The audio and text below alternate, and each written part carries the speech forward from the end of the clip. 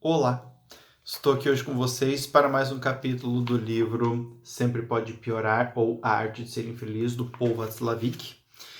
E o capítulo de hoje é um capítulo bem legal que se chama Profecias que Dão Certo.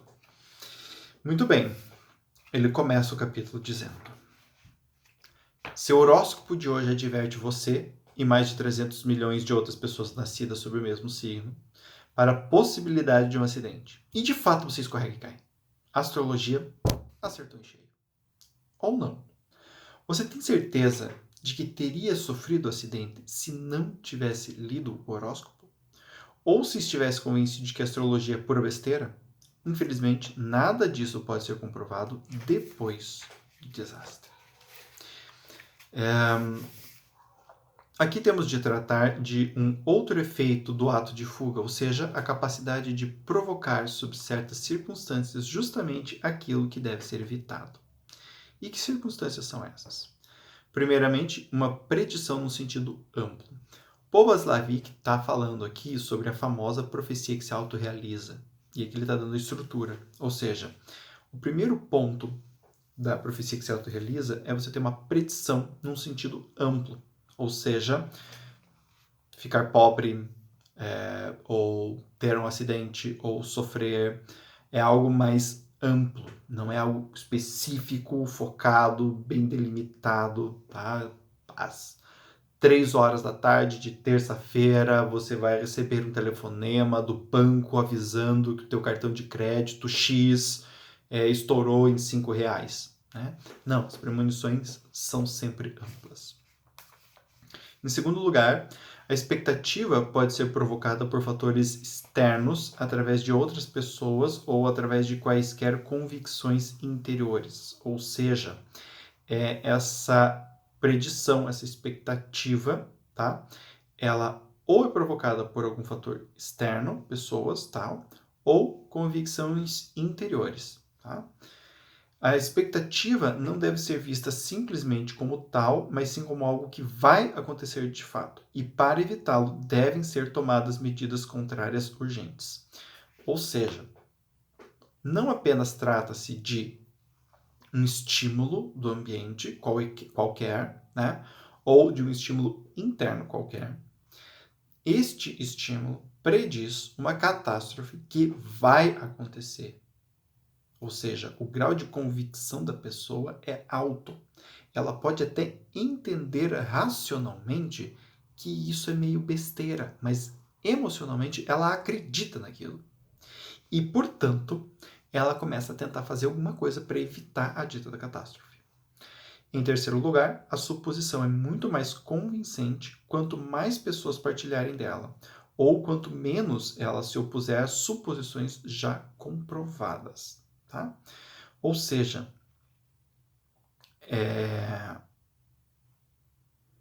se tiverem mais pessoas que falam a mesma coisa, ou se tiverem poucas evidências do contrário, esse tipo de premonição acaba sendo mais efetiva. Então,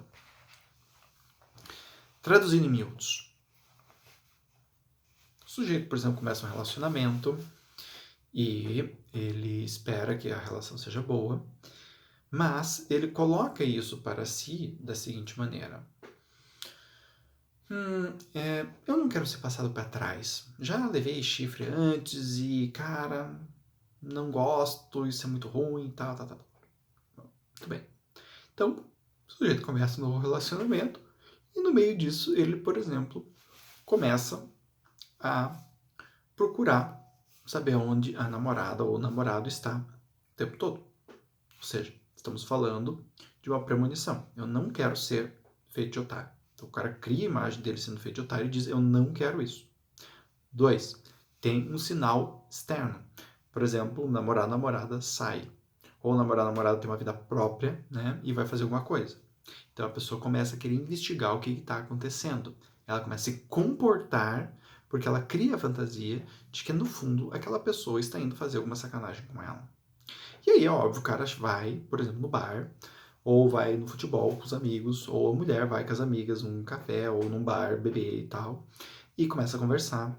E as amigas, os amigos, não, mulher é foda, não, ó, cá, Minha amiga, ó, homem não presta. Então, as pessoas partilham desta ideia e poucas pessoas ousam contestar, por exemplo, dizendo assim, mas escuta, tem algum motivo concreto para o teu namorado ou namorada, né, você desconfiar dessa pessoa? Oh, claro que tem, saiu, que fez isso, fez aquilo, tá, não sei o quê. Né? Então, à medida em que isso que isso continua a acontecer, aumenta-se a intensidade do comportamento, ou seja, ao invés de perguntar tranquilamente onde a pessoa foi, o inquisitor, né, ou a inquisitora, chega e começa a exigir evidências de que a pessoa, entre aspas, não fez nada. Começa a querer fotos, começa a querer saber o nome de todas as pessoas com quem o cônjuge está andando, começa a ligar no meio, começa a tornar uma pessoa inoportuna, começa a encher o saco, até que daqui a pouco, né, a pessoa já está tão saturada, o cônjuge está tão saturado, que às vezes uma traição acaba por acontecer. Ou o abandono. A pessoa simplesmente fala, tá, não aguento mais, chega, você é louco, você é louca, né? E eu vou me embora, cara. Pelo amor de Deus, você não consegue controlar o teu ciúme, vá procurar uma terapia, né? E aí, neste momento, a pessoa diz o quê? Viu? Me abandonou porque não teve coragem de dizer que, no fundo, me corneou, né?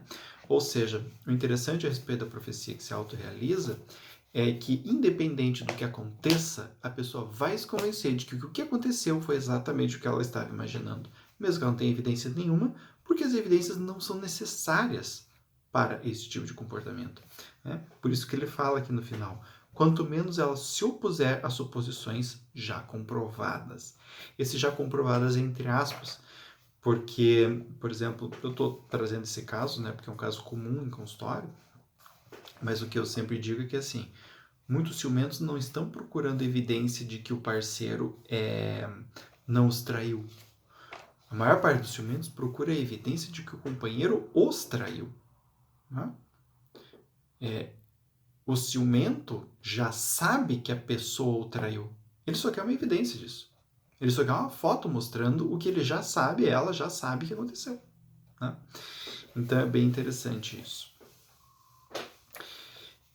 Aí ele vai falar, entretanto, esta técnica só funciona se você não se der conta de como você mesmo contribui para tudo isto. Ou seja, uma das coisas que a gente trabalha em consultório, tá, é exatamente este ponto. Começar a mostrar para a pessoa que ela tem contribuição na vida que ela está vivendo, nos resultados que ela está tendo. Embora isso possa parecer óbvio, isso não é óbvio quando a pessoa está inserida dentro dessa neura. Então, por exemplo, fazer uma pergunta. Escuta, mas você nunca viu alguém reclamar que o esposo, a esposa liga demais? E a pessoa vai falar, sim, já ouvi. E o que você acha disso? E às vezes a pessoa fala, eu acho tão chato. Ela diz isso, a pessoa fala isso, sem se dar conta que também está fazendo o mesmo. Né? Então, quando a gente começa a chamar a atenção da pessoa para o comportamento que ela está tendo, que na verdade está gerando algo que ela mesma tem e não quer, é o começo do processo de mudança. Né? Então, quanto mais a gente deixa isso no escanteio, menos a possibilidade de mudar aumenta. Né? Por fim, aí ele dá vários exemplos, né? Ele fala, por exemplo, se uma nação se sentir ameaçada pelo vizinho, mais ela se armará para defender-se, e a nação vizinha considerará uma necessidade vital armar-se também. A deflagração da guerra, já esperada há muito, será apenas uma questão de tempo. Né? Então ele dá vários exemplos desse tipo de jogo, da profecia que se autorrealiza, né? Porque, como o próprio nome já diz, a grande força da profecia é que ela é capaz de gerar realidade. Então, por exemplo, se eu sou uma nação e eu acho que a outra nação vai me atacar e começo a me armar, eu estou fazendo um movimento agressivo, estou aumentando o meu poder bélico. Isso vai ter uma repercussão. E a outra nação, por exemplo, começa também a aumentar o seu poder bélico. E aí eu vou dizer, viu? Eles estavam querendo atacar. Porque se eles não tivessem querendo atacar, eles não tinham montado exército. E aí o terapeuta, né, chegaria nesse caso e falaria, mas escuta, cara, você está aumentando o teu exército, por que eles não vão aumentar o deles também? Você nunca parou para pensar que talvez você esteja causando esse evento? Jamais! É porque eles e blá blá blá, né? Então, esse tipo de profecia é bem interessante. Fala sobre preconceito também, né? Por exemplo, se um determinado grupo étnico ou religioso é considerado pelas pessoas de um determinado país como ah, nocivas, né? Aí, por exemplo, ninguém dá emprego para essas pessoas. Tá? E por ninguém receber emprego, essas pessoas começam a ter que se virar de outras formas, por exemplo, roubando. Tá? Se tornando marginais, e daqui a pouco isso começa a dar certo, e daqui a pouco essa etnia, esse grupo étnico religioso, começa de fato ser um grupo que começa a roubar as pessoas com mais frequência. E aí as pessoas do país, viu? Eles são de fato pessoas mesquinhas. Mas não terem recebido emprego, não terem sido bem-vindos no país, por exemplo, é um fato que não foi levado em consideração. Tá? Então, esse processo da profecia, esse tema da profecia que se autorrealiza, esse processo que ela tem de criar uma ideia, assumir um comportamento por causa desta ideia, e o comportamento gerar exatamente aquela ideia, é que é o X da questão. E o efeito ele se quebra justamente quando a gente percebe que é o comportamento que a gente está tendo em relação a uma imagem, né, mental que está criando aquela imagem. E não o oposto, que é no que a pessoa, quando está sob efeito de uma profecia que se autorrealiza, realmente acredita, que é a profecia que está realizando ela, né? E não ela que está realizando a profecia. Tá? Gente, espero que vocês tenham gostado deste capítulo, tá? Quem quiser pode me procurar no YouTube, no Instagram ou no Facebook e bater papo comigo a respeito deste tema ou de outros, tá bom? Um abraço grande para vocês e até a próxima.